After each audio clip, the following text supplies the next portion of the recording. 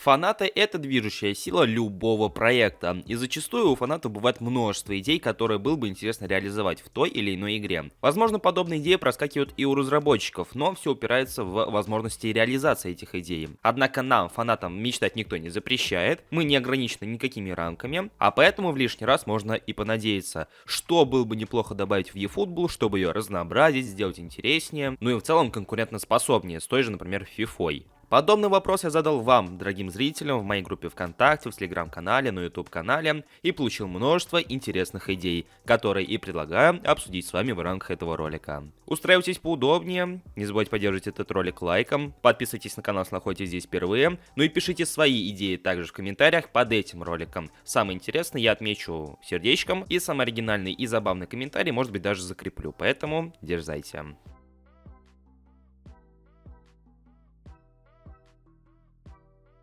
Итак, поскольку вами было предложено уж чересчур много интересных идей, я не смогу рассказать про них всех в этом ролике, поэтому некоторые из идей я буду компилировать с другими, то есть соотносить их под одну гребенку, скажем так, под один пункт, и буду рассказывать вкратце про каждую из них, поэтому уж не серчайте, если ваша идея будет рассказана не так подробно, как вам хотелось бы.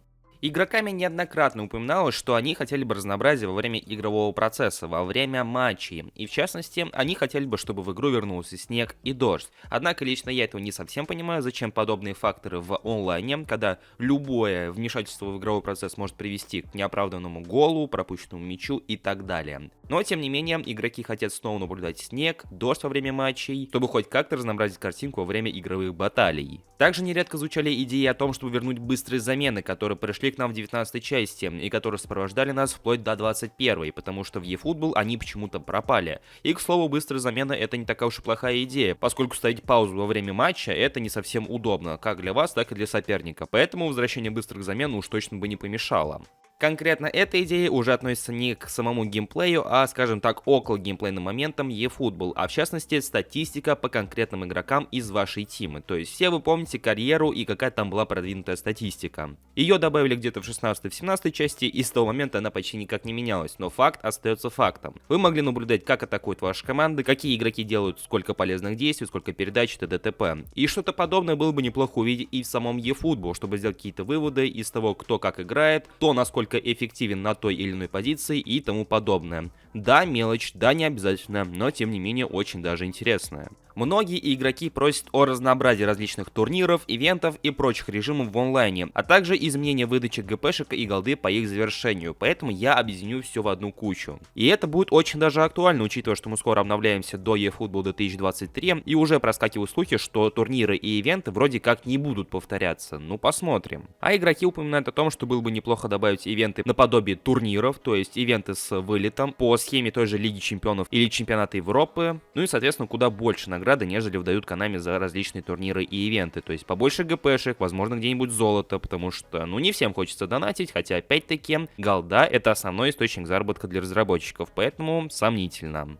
На самом деле удивительно, учитывая, что у eFootball не так уж и много лицензий на различные турниры, чемпионаты, команды, они почему-то не добавили редактор команды для Dream Team. То есть сейчас мы ограничены только выбором команды, ее основного логотипа и ее комплектов форм. Почему бы не разнообразить этот момент и не позволить игрокам собирать свою команду как конструктор?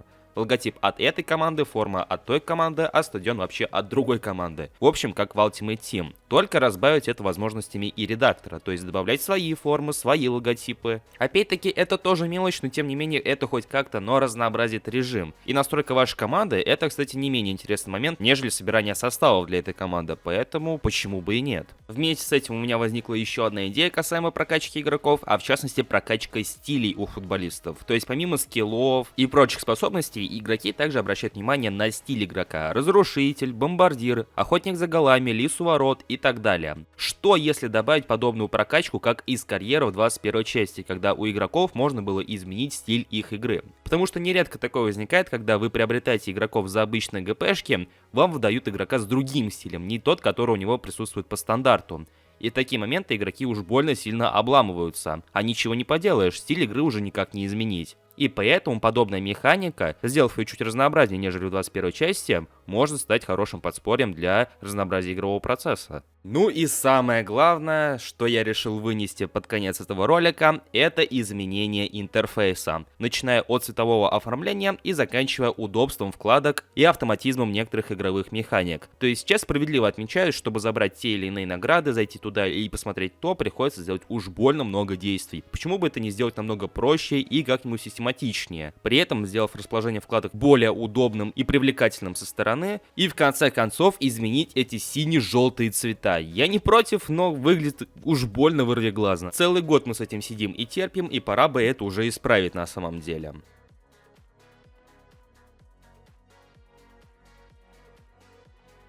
Итак, это наши скромные хотелки по поводу eFootball 2023. Да, я понимаю, возможно, я упомянул не о всех ваших хотелках, но для этого и присутствуют комментарии, поэтому обязательно делитесь ими в комментариях, ну и не забывайте поддерживать это видео своими лайками, друзья, это не менее важно. Подписывайтесь на этот канал, если находитесь здесь впервые, и прожимайте колокольчик для уведомлений. Подписывайтесь на наши соцсети, ссылки на которые присутствуют в описании, где я также задавал эти вопросы, и откуда почерпнул немало интересных идей для этого ролика. На сегодня у меня все, я всех благодарю за просмотр и желаю вам всем удачи. До скорых встреч!